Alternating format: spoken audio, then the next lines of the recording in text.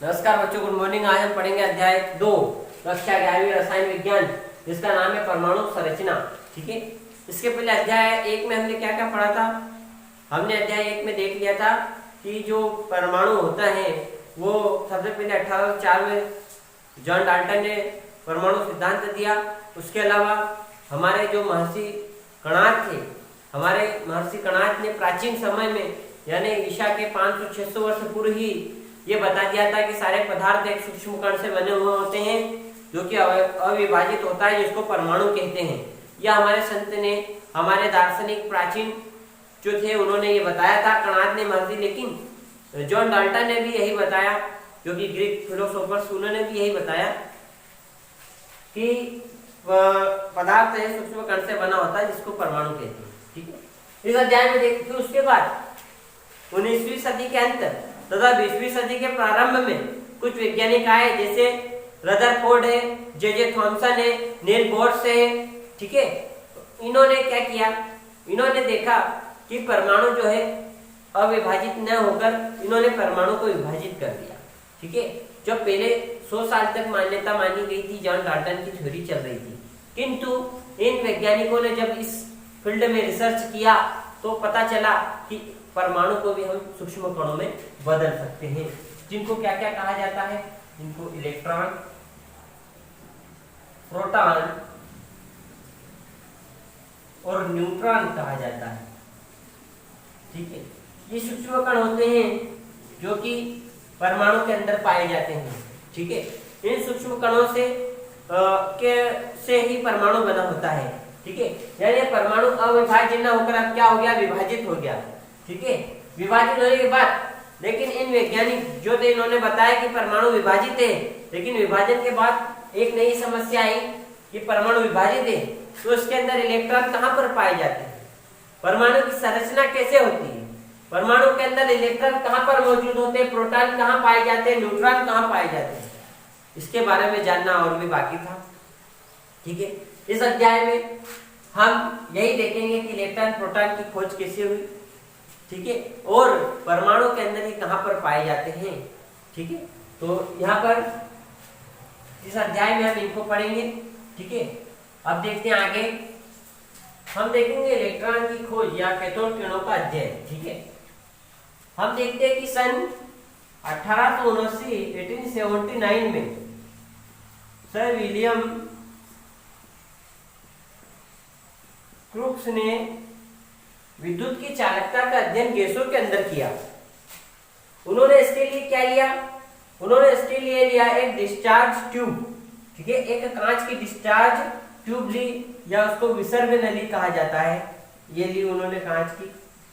इस विसर्ग नली के अंदर उन्होंने 2 इलेक्ट्रोड लगाए, कैथोड एंड एनोड।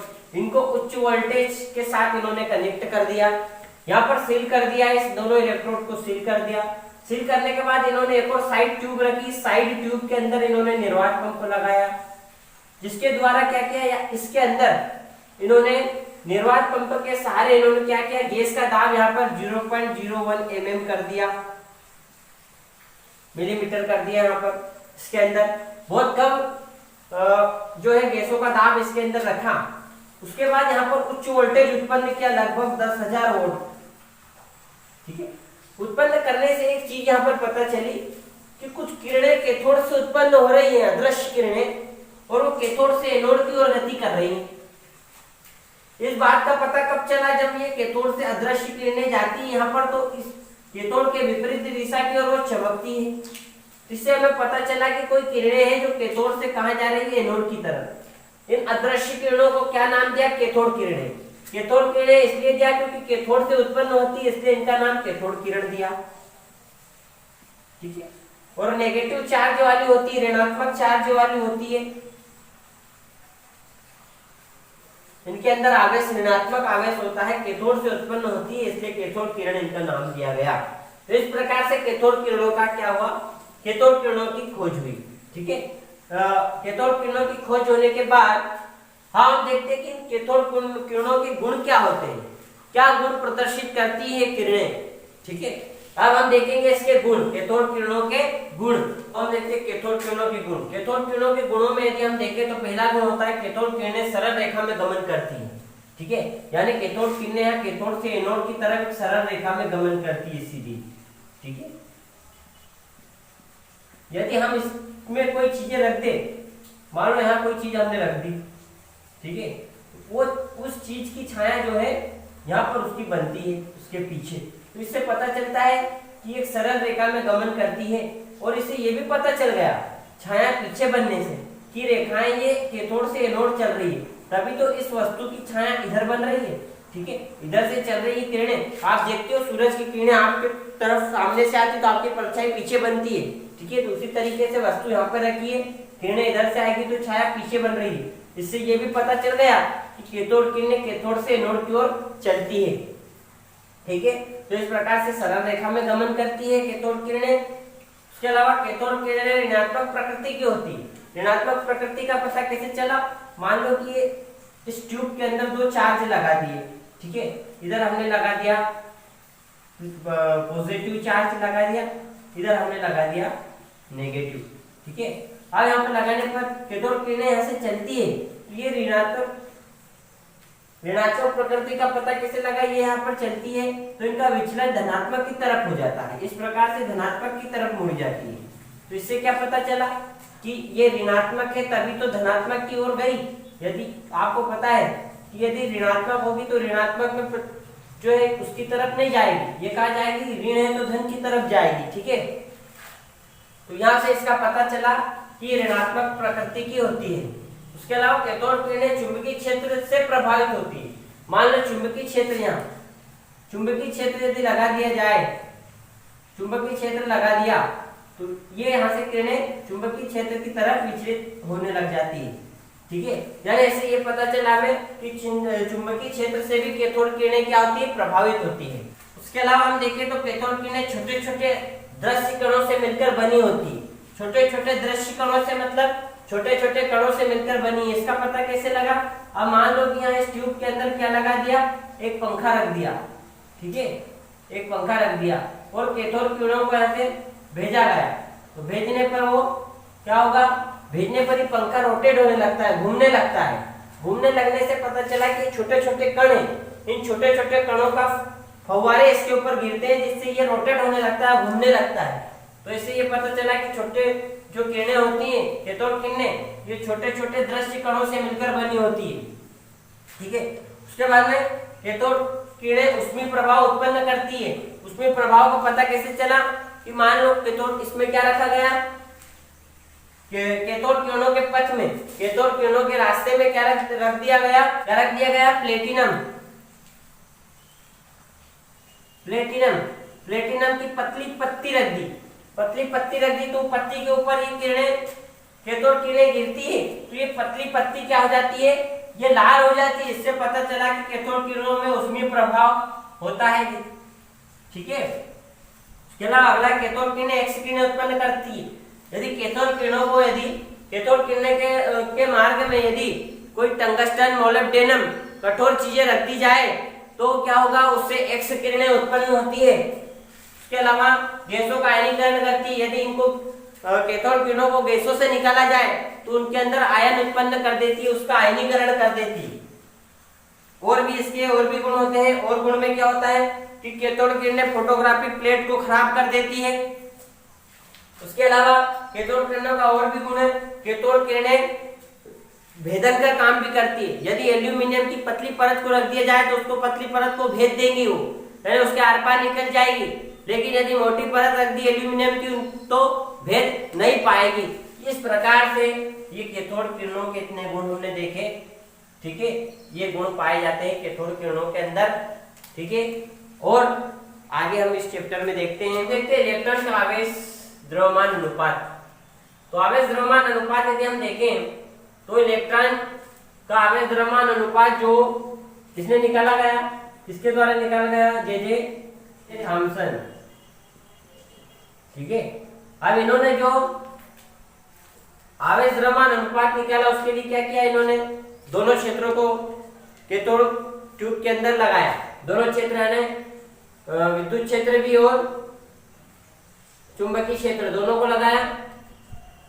दोनों को लगाने के बाद इन्होंने देखा कि जो चुंबकीय क्षेत्र विद्युत क्षेत्र होता है वो उसके उनके कारण जो विचलन होता है वो उसके क्या होता है, अनुक्रमानुपाती होता है।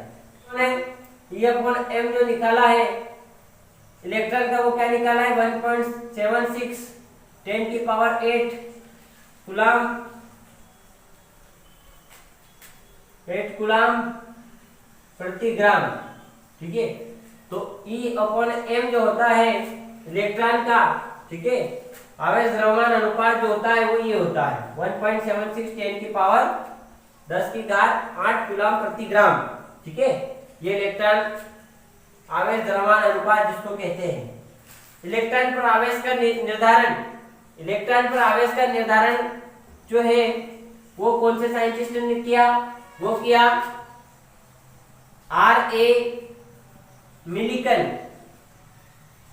ठीक है, R.A. मिलिकन ने जो है इलेक्ट्रॉन के ऊपर आवेश का निर्धारण किया। इन्होंने आवेश के निर्धारण के लिए एक प्रयोग एक्सपेरिमेंट किया। कौन सा प्रयोग किया, कौन सा एक्सपेरिमेंट किया इन्होंने, तेल बूंद प्रयोग। तेल बूंद प्रयोग के द्वारा इन्होंने क्या निकाला, एक इलेक्ट्रॉन पर पाए जाने वाले आवेश का निर्धारण किया। तेल बूंद प्रयोग द्वारा जो R.A. मिलिकन ने इलेक्ट्रॉन का जो आवेश निकाला वो क्या निकाला, इन्होंने जो आवेश का इलेक्ट्रॉन का जो आवेश निकाला वो क्या निकाला 1.602 10⁻⁻19 कूलाम। ठीक है, ये इन्होंने एक इलेक्ट्रॉन के ऊपर पाए जाने वाले आवेश की गणना की। ठीक है, ये एक इकाई आवेश भी इसको माना गया क्योंकि सारे जो आवेशित कण होते हैं उन आवेशित कणों के अंदर इससे ज्यादा ही आवेश पाया जाता है और उसके गुणज के रूप में पाया जाता है, इसलिए इसको एक इकाई आवेश भी माना गया इलेक्ट्रॉन पर पाए जाने वाले आवेश को। ठीक है, तो ये R.A. मिलिकन द्वारा इसकी गणना की गई। ठीक है, उसके बाद हम देखे इलेक्ट्रॉन के द्रव्यमान का निर्धारण ये किया गया था, जे थॉमसन ने इसको किया गया। इन्होंने इन दोनों चीजों से आवेश द्रव्यमान अनुपात और आवेश का जो इलेक्ट्रॉन का आवेश का जो निर्धारण है इसके द्वारा इन्होंने द्रव्यमान निकाल लिया। देखते हैं हम द्रव्यमान इस प्रकार निकाला इन्होंने, द्रव्यमान m बराबर आवेश बटे आवेश द्रव्यमान अनुपात, दोनों का मान रख दिया।